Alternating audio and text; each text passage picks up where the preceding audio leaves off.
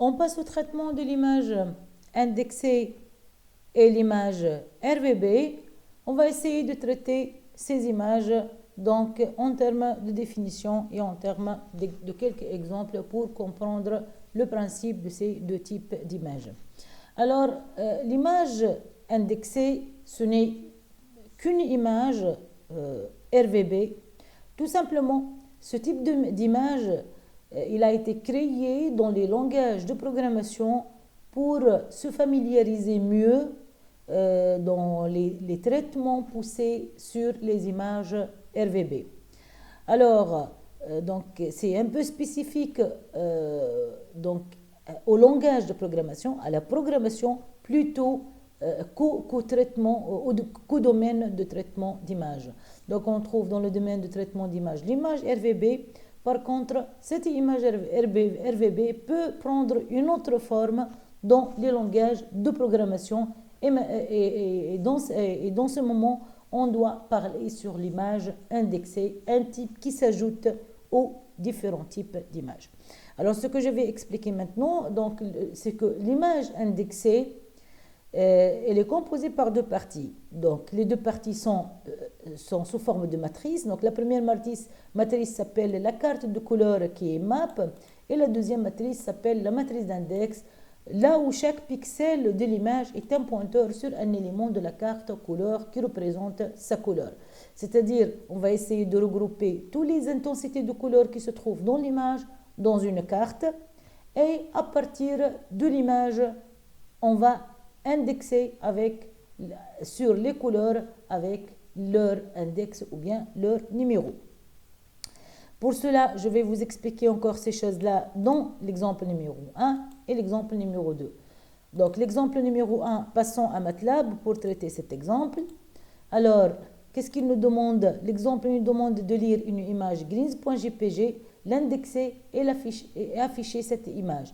Pour cela, on va utiliser la fonction ImageRead et RGB to end. Cette fonction, c'est pour la fonction ImageRead est utilisée pour lire une image, et la fonction RGB to end est utilisée pour la conversion d'une image du domaine du monde RVB au monde indexé. Donc RGB to end. Je passe à MATLAB. Alors, le TP numéro 2-image, c'est la solution de votre... Là où donc nous avons proposé des solutions, des différents exemples qui sont traités dans le TP numéro 2. Donc, le premier exemple, nous avons bien dit que la première... Donc, nous devons, premièrement, dans l'exemple numéro 1, lire cette image. Donc, on va utiliser la fonction ImageRead. Je vais décommenter ces lignes-là. Donc, bien sûr, sous MATLAB, vous pouvez commenter une ligne ou la décommenter avec le bouton droit, ou bien avec l'onglet Command à partir du menu éditeur. À partir du menu éditeur. Alors, je vais lancer une figure et visualiser l'image. Pour visualiser l'image, alors on utilise la fonction ImageShow. Bien sûr, ici, on peut passer à l'invite de commande pour mieux se documenter et s'informer sur ces différentes fonctions prédéfinies. Je peux mettre par exemple help ImageRead. Donc, voilà, vous pouvez trouver à la fin de cette documentation, par exemple, ImWrite, ImFormat, FRead, ImageDouble, InSign, etc. Donc, des fonctions qui sont proches à la fonction ImageRead et qui sont pratiquement de la même famille. Donc, pour se documenter, ou bien vous lisez tout ce qui est affiché sur l'invite de commande pour se documenter de cette, ou bien faciliter encore les choses et passer à la documentation en mode navigation entre des pages web. Donc, la documentation de ImageRead, donc sous forme de navigateur. Alors, vous pouvez voir la syntaxe, la description et quelques exemples que vous pouvez même les reprendre sur votre invite de commande pour mieux comprendre les choses. Alors, ImageRead, c'est une fonction qui peut lire un fichier. Vous pouvez, donc voilà, par exemple, celle-là, c'est pour lire une image indexée, parce que l'image indexée est composée de deux matrices. Donc, ici, lorsqu'on lit une image indexée, alors on va produire le grand A et le map.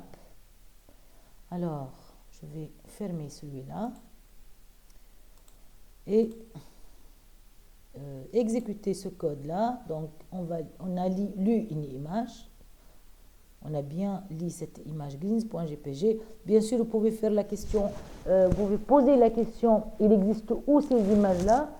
Bon, je vais vous montrer que ces images, d'après l'explorateur, donc d'après l'explorateur fichier, on peut passer à l'explorateur.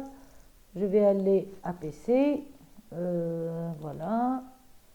Je vais aller à Program File, accéder au dossier là où il existe la version de MATLAB. À partir du dossier Toolbox, je vais trouver un dossier image et à partir de l'image, je vais accéder à ImData. Donc, dans le dossier ImData de MATLAB, vous pouvez trouver toutes les images que nous pouvons exploiter et les traiter sur image, sur MATLAB. Voilà greens.jpg.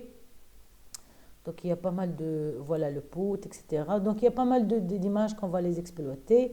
On va revenir sur MATLAB et voilà, je vais mettre un CLC et je vais exécuter ce code-là.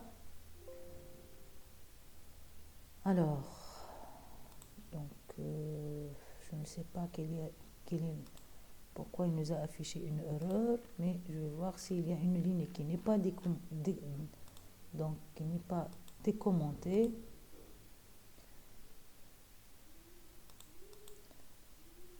Voilà, je vais réexécuter encore.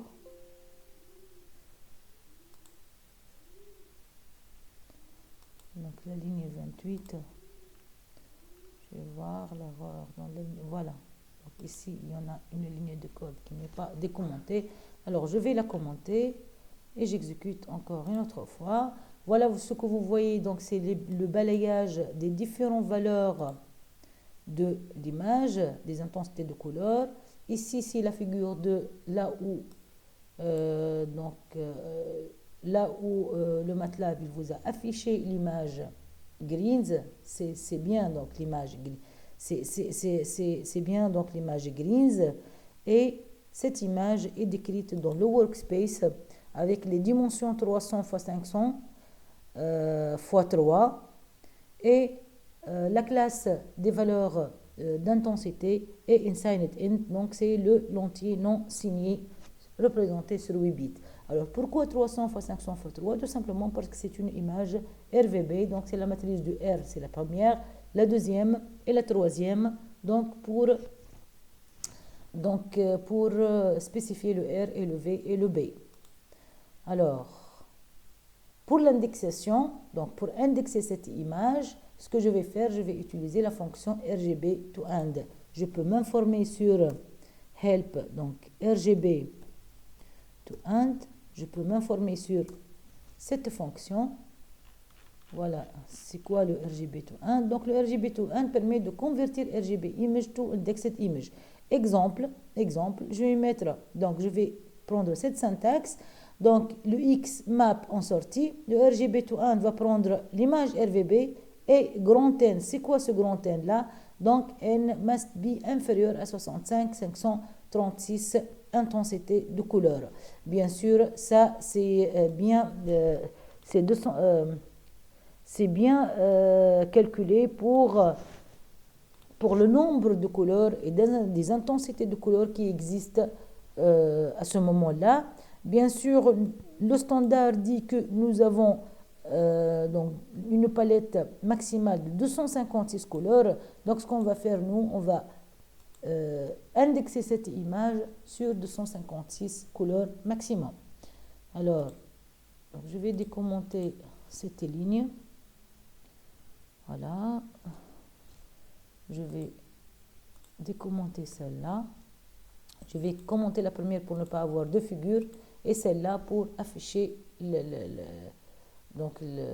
pour afficher la figure courante. Alors, je vais mettre. Alors, qu'est-ce que je vais mettre? Je vais mettre voilà, donc un CLC et je vais exécuter. Alors, l'image, pourquoi trois figures? Bon, bon, j'ai pas quand même... donc, il ne faut pas oublier de fermer les différentes fenêtres. Donc, vous devez les fermer, surtout les figures, pour avoir toujours une nouvelle figure. Donc, numérotée. Donc, c'est la figure 1 pour ne pas avoir une ambiguïté. Alors, le X et le map. Donc, le X, c'est une matrice de taille 300 x 500, c'est la matrice d'index. Et le map, c'est la matrice couleur de taille 256 x 3. Donc, ce que je vais faire, je vais ouvrir le map. Voilà le map. Je vais parcourir ce map pour voir est-ce que les 256 intensités existent. Voilà, c'est bien les 256 intensités de couleur de l'image. Bien sûr, pourquoi 3 colonnes? 3 colonnes tout simplement parce que chaque intensité de couleur RVB, ce n'est qu'une intensité du R, du V et du B. X, ce n'est que la matrice d'index, c'est-à-dire la répartition de tout ce que vous voyez ici. Bien sûr, ce n'est pas en termes d'intensité, mais en termes d'index. Ici, vous pouvez remarquer que donc ces vecteurs-là, par exemple, pour dire l'intensité numéro 1, c'est celle-là, c'est ces trois valeurs-là. Donc ici, la deuxième, kiff. Donc ici, dans la matrice d'index, ce que vous allez voir, c'est la répartition de toutes les index des différentes intensités, des 256 intensités. On peut même aller plus loin et mettre par exemple max de x pour voir la valeur maximale existant dans x. Alors, on va trouver que l'intensité 255, bien sûr, lorsqu'on dit on va répartir sur 256 couleurs, parce que la répartition se fait de 1 jusqu'à 256, mais réellement, nous avons 255 intensités, c'est-à-dire de 0 jusqu'à 255. Donc ici, on va trouver la couleur, la dernière couleur ou bien la couleur maximale qu'on peut trouver dans la répartition des index, c'est la couleur 255. Voilà, je peux aller... voilà. Donc je vais revenir au TP, je vais fermer l'éditeur de variables. Voilà. Alors, normalement, j'ai terminé avec cet exemple. Je vais commenter les lignes de code. Donc, je vais mettre un clear ici. Et je vais passer au deuxième exemple de l'image indexée. Donc ici, l'exemple numéro 2, il nous demande de créer une image indexée du drapeau allemand en utilisant les fonctions MATLAB, ColorMap et image SC. D'autres types de fonctions, donc la fonction ColorMap et la fonction image SC. ColorMap, c'est-à-dire affecter du couleur à la map, et image SC, ça veut dire image screen, un autre type d'affichage de l'image. Donc on va créer une image indexée du drapeau allemand, c'est-à-dire qu'on va créer cette image d'une manière synthétique, d'une manière manuelle, sans lire une image à partir de la base ou essayer de par exemple, reprendre une image, donc une image réelle. C'est une image de synthèse, c'est une image qui sera créée d'une manière synthétique.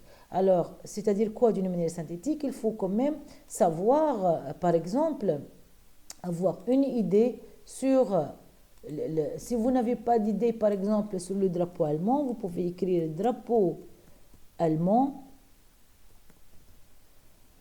Alors, drapeau allemand, vous pouvez avoir une idée sur les couleurs, la répartition des couleurs sur le drapeau allemand. Donc, le drapeau allemand contient 3 couleurs, noir, rouge, jaune, qui sont réparties d'une manière horizontale. Donc, je dois retenir ça. Je vais revenir à MATLAB.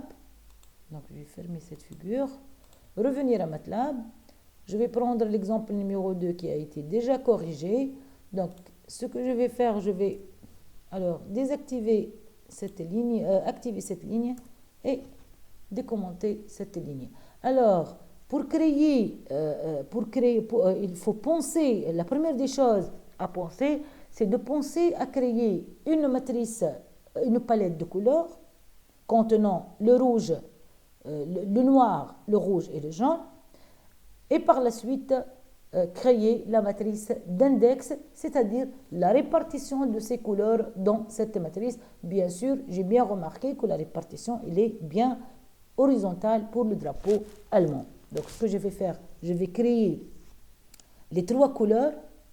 Donc, le rouge, normalement, c'est la forme RVB, le noir, pardon, c'est le R0, V0, B0.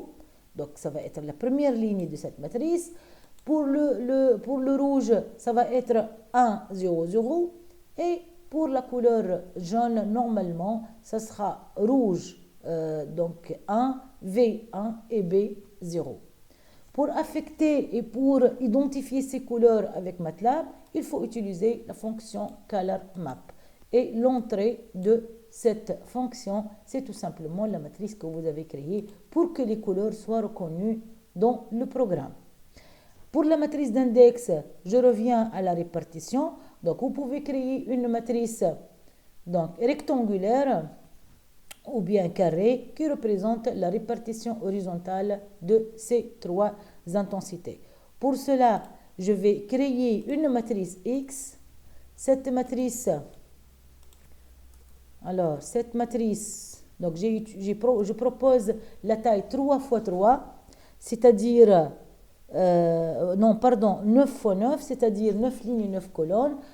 Bien sûr, 9 colonnes, donc vous allez trouver, donc vous allez avoir les trois premières lignes, je vais affecter la couleur 1, d'index 1, qui est le noir.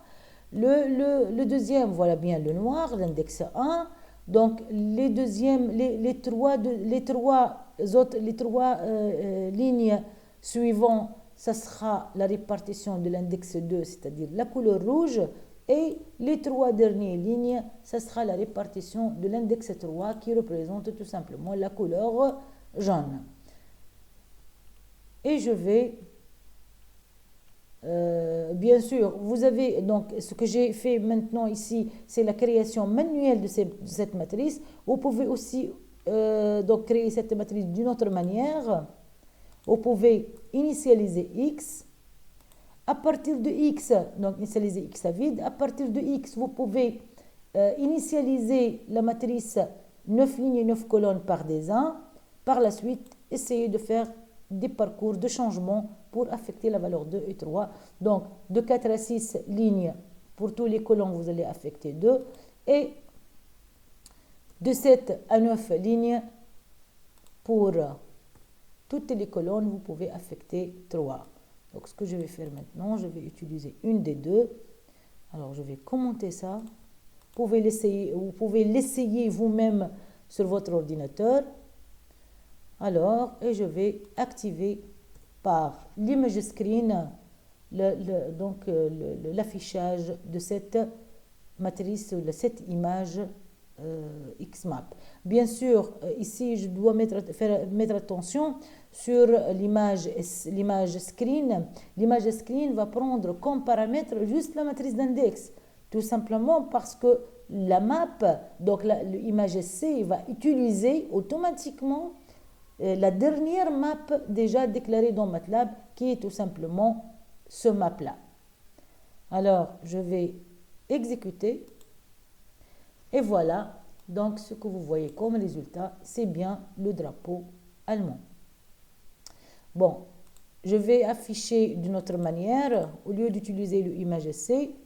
Bon, bien sûr, l'image C va vous donner une représentation non réelle, mais une représentation écran, un affichage écran et pas un affichage réel. Je vais utiliser le ImShow en entrée XMAP pour afficher réellement, vous voyez ici, la taille réelle du drapeau allemand, une taille d'une matrice carrée 9 x 9.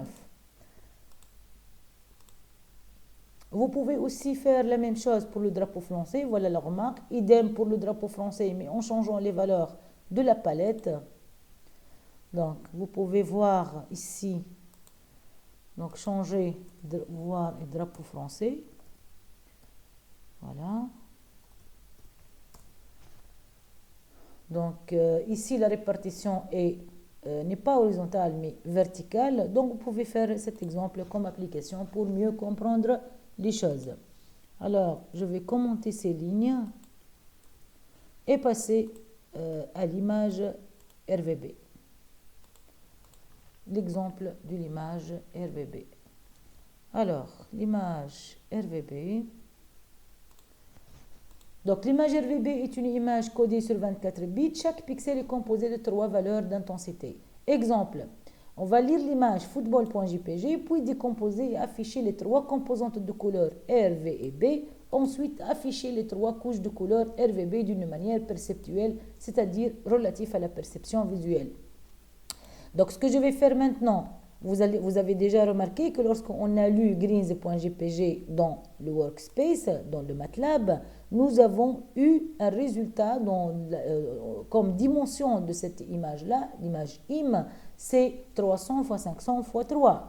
Donc, les 3, donc l'indicateur, l'index 3, c'est-à-dire il identifie les 3 matrices R, V et B. Ce qu'on va faire maintenant, donc on veut décomposer cette image-là, qui est RVB, qui est normalement qui est composée de 3 matrices RVB. On va décomposer et afficher les 3 composantes séparément, c'est-à-dire on va extraire la matrice de l'image R, la matrice de l'image V et extraire la matrice de l'image B à partir bien sûr de l'image originale. Après cette extraction, c'est-à-dire on va, ou bien ce phénomène s'appelle aussi le phénomène de décorrélation, c'est-à-dire décorréler les matrices, donc séparer les 3 couches R et V et B. Par contre, dans la deuxième question, afficher les 3 couches de couleur RVB d'une manière perceptuelle, c'est-à-dire sur la même image, on veut voir, une fois on veut voir le rouge, deuxième fois on veut voir le vert, et la troisième fois on veut voir dire les couleurs, on veut les pardon, on veut les voir visuellement parlant. Donc on va essayer cet exemple avec l'image, donc je vais mettre un clear, toujours un Windows, commande Windows propre. Alors je vais exécuter la lecture de football. Voilà l'image football. Donc, j'ai mis un point-virgule pour ne pas voir le balayage des valeurs de l'image football. Donc, l'image football, je l'ai stockée dans la matrice IM. Cette matrice est de taille 256 x 320 x 3. Pour extraire la matrice 1, donc à partir de cet indicateur d'index 3, donc ce que je vais faire, je vais spécifier une variable qui s'appelle R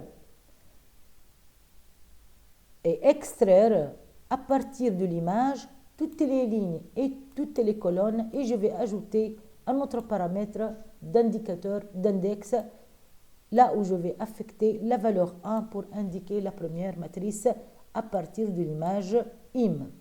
Donc je vais l'affecter à une matrice R et je vais exécuter. Voilà ce que j'ai fait. Donc, ce que j'ai fait, la matrice R, donc elle est de taille, elle a la même taille que l'image, 256 x 320, mais tout simplement c'est une image bidimensionnelle et non tridimensionnelle. Voilà les valeurs, donc le balayage des valeurs. Donc, je vais visualiser cette matrice-là. Exécuter, voilà la première matrice R.